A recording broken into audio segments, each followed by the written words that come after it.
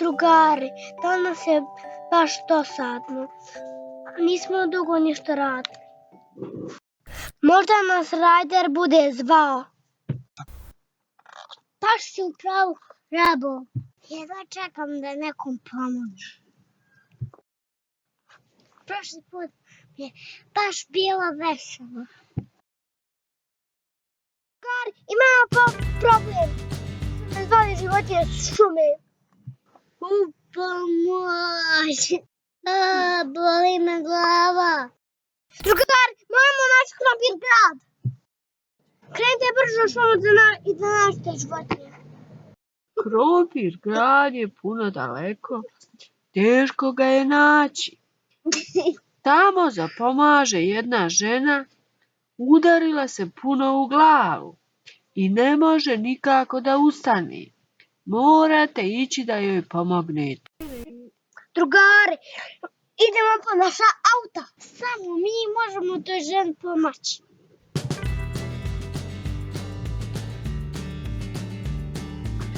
Krećemo, drugari. Treba sad u akciju.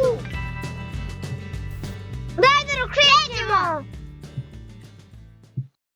Joj, baš mi je te žene žao. Ja ću je prva pronaći. Samo je mi možemo pronaći. Ona sigurno čeka. Upravo si, Sky. Moram se podijeliti tražiti. Ko zna kad ćemo naći krompir grad? Ti lijevo, Sky, ti desno. Pa idemo šampi u akciju! Halo, ima li koga? Neko čuje. Nikoga ne vidim. O ne, moram zvati Rajdera.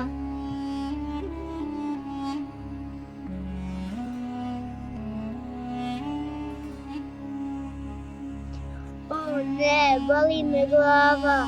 U pomoć.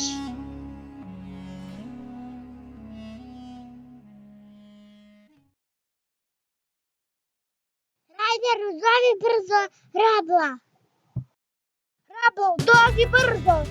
Gdje krompir grad? Rablo, dođi brzo s bagerom.